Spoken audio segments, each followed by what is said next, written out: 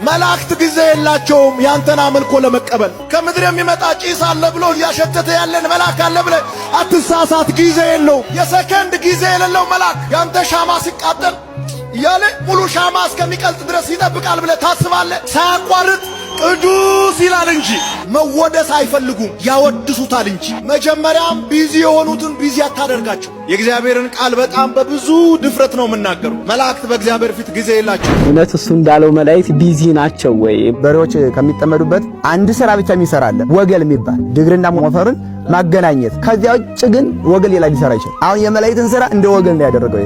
አንዱን ስራ ሲሰሩ አንድ ስራ አይጎልባቸውም። ሰው አይደሉማ፣ ከኛ በላይ ኃያላና ረቂቃን ናቸው። ከረቀታቸው የተነሳ ወሐለፈ መልአክ በመልአክ አንዱ መልአክ በአንዱ መልአክ አልፎ ሲሄድ ገፋኝ የለም። ቅዱስ ቅዱስ ማለታቸውን አቋርጠህ ለምን ወደ ምድር ትልካቸዋለህ ብለው ጥያቄ መጠየቅ ያለባቸው እግዚአብሔር ነው። ሰዎችን እንዲረዱ፣ እንዲያግዙ፣ ከመከራ እንዲያወጡ፣ እንዲታደጉ፣ ታምር እንዲያደርጉላቸው መላእክትን ሲልክ የምንመለከተው እግዚአብሔር ነው። በቤተ ክርስቲያናችን ያስተምሩ ሶስት ዋና ዋና ስራዎች አሏቸው።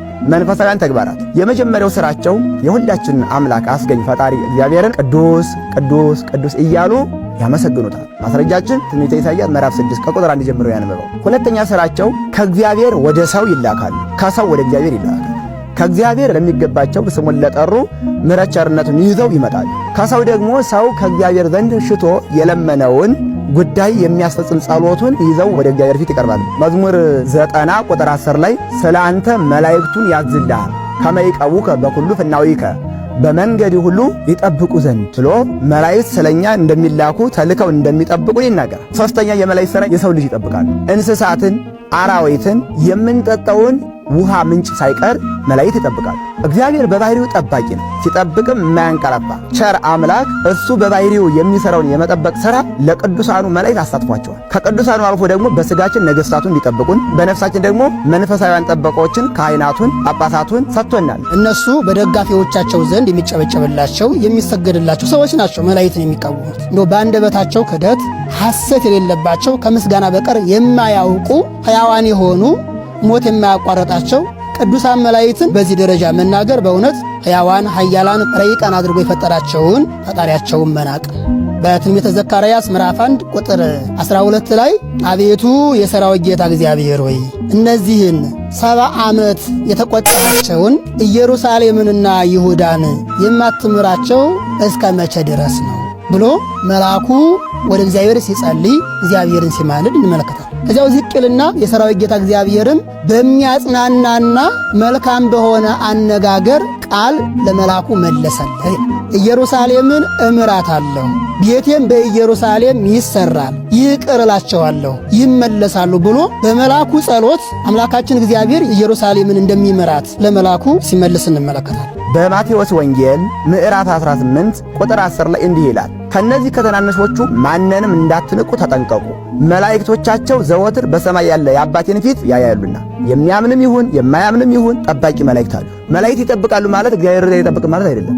ይህን የመጠበቅ ሥራውን ለመላእክት ሰጥቷል ማለት ነው። እንኳን ለመላእክት ለሰው እንኳን የመላእክት ጠባቂዎች እኮ በሁሉም ሀገራት አሉ አይደል? ደግ ሰው ከሆነ ምግባር ትሩፋት የሚሰራ እምነተኛ ሰው የሆነ እንደሆነ መልአክ ቀርቦ ይጠብቀዋል። እድሜውን አርዝምለት፣ ሕይወቱን ጠብቅልን እያለ ስለዚያ ሰው ይጸልያሉ መላእክት።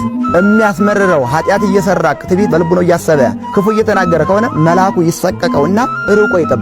ይህን ሰው ሕይወቱን ከስጋው ለይና እንደው ሌላ ሰው አስጠብቀ እያሉ ይጸልዩበታል። የሐዋርያት ሥራ ምዕራፍ 10 ከቁጥር 4 ጀምሮ ስለ መቶ አለቃው ቆርኔሌዎስ ሲናገር ቅዱስ ሉቃስ ከነቤተሰቦቹ እግዚአብሔርን የሚፈራ እግዚአብሔርን የሚያመልክ እጅግ አብዝቶ ለተራቡ ሰዎች ምጽዋትን የሚያደርግ ዘወትር ደግሞ ወደ እግዚአብሔር ሁልጊዜ የሚጸልይ ሰው ነበር እና ከዕለታት አንድ ቀን የእግዚአብሔር መልአክ በራእይ ተገለጠለት እና ማነጋገረው፣ አቤቱ ጌታ ሆይ ምን ላድርግ አለው። ቆርኔሌዎስ ሆይ የምታደርገው መልካም ሥራ፣ ጸሎትህ፣ ምጽዋትህ በእግዚአብሔር ዘንድ ለመታሰቢያ እንዲሆን አረገ።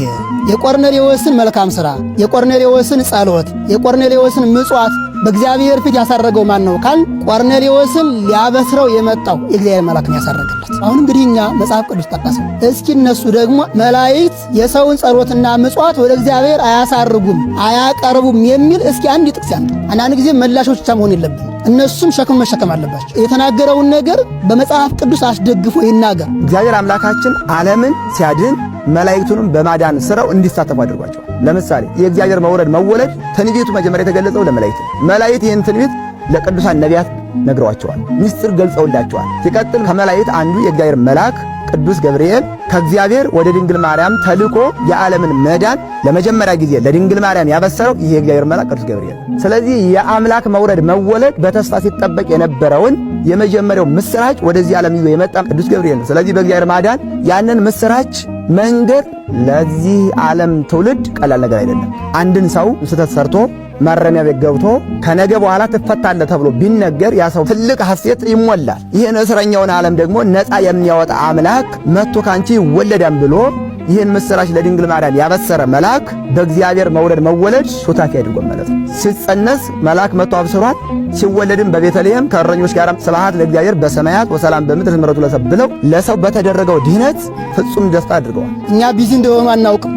በሰማይም ቅዱስ ዮሐንስ ወንጌላዊ በራእዩ እንዳያቸው እግዚአብሔርን ሲያመልኩ እግዚአብሔርን ሲያመሰግኑ የዝማሬ ሥርዓታቸውን የአምልኮ ሥርዓታቸውን የምስጋና ሥርዓታቸውን በየነገዳቸው በየማኅበራቸው ቆመው እግዚአብሔርን ቅዱስ ቅዱስ እያሉ ሲያመሰግኑ አይቷል። ከዚያ ደግሞ ወደ ምድርም ተልከው ደግሞ ሐዋርያት መከራ በሚቀበሉት ጊዜ በሐዋርያት ሥራ ምዕራፍ 12 ቅዱስ ጴጥሮስን ከእስር ቤት ሲያድኑት እነ በርናባስን እነ ሲላስን ከተለያየ መከራ ሲያወጧቸው እንመለከታለን። ስለዚህ በምድር ያለችውን ቤተ ክርስቲያን በዚህ መልኩ ያግዛል።